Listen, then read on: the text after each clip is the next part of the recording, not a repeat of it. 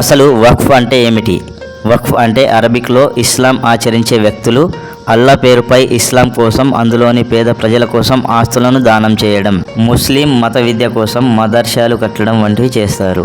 మరియు శ్మశాన వాటికలు నిర్మించడం కోసం ఉపయోగిస్తారు. ఎలాంటి ఆస్తులనైనా వక్ఫ్గా ఇచ్చేయవచ్చు. ఒకసారి వక్ఫ్ ఆస్తిగా ఇచ్చేస్తే తిరిగి తీసుకోవడం వీలు కాదు. ఆస్తిని అమ్మడం, కొనడం వంటివి కుదరదు.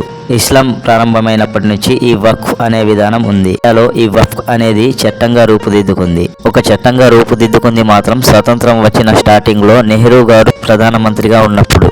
మొదటిసారిగా వక్ఫ్ యాక్ట్ 1954ని తీసుకువచ్చారు. ముస్లింల ఆస్తులను కాపాడడానికి మరియు నిర్వహించేందుకు ఈ చట్టం చేస్తున్నట్టుగా ప్రకటించారు. ఈ వక్ఫ్ చట్టం ద్వారా ఈ బోర్డుకు అధికారాలు ఇచ్చారు. ఒక ప్రాపర్టీని వక్ఫ్ ప్రాపర్టీగా ప్రకటించాలి అంటే నెంబర్ 1 బై డిక్లరేషన్, అంటే ఏదైనా డాక్యుమెంట్ ద్వారా లేదా నోటి మాటల ద్వారా కూడా ఈ ఆస్తిని వక్ఫ్ బోర్డుకు అప్పగించవచ్చు. నెంబర్ 2, ఏదైనా ఆస్తి ఎక్కువ కాలం ముస్లిం మతపరమైన అవసరాలకు ఉపయోగించిన లేదా ఎక్కువ కాలం ముస్లిం మతస్థుల చేతిలో ఉన్న ఆస్తులను ఈ బోర్డుకు అప్పగించవచ్చు. ఎవరైనా ముస్లిం వ్యక్తులకు వారసులు లేకపోయినా వారి తదనంతరం వక్ఫ్ బోర్డుకి యాడ్ చేస్తారు.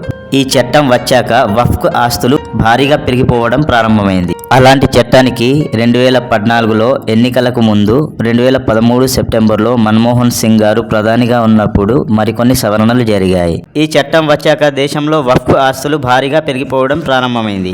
అలాంటి చట్టానికి 2014 ఎన్నికలకు ముందు 2013 సెప్టెంబర్లో మన్మోహన్ సింగ్ గారు ప్రధానిగా ఉన్నప్పుడు మరికొన్ని సవరణలు జరిగాయి.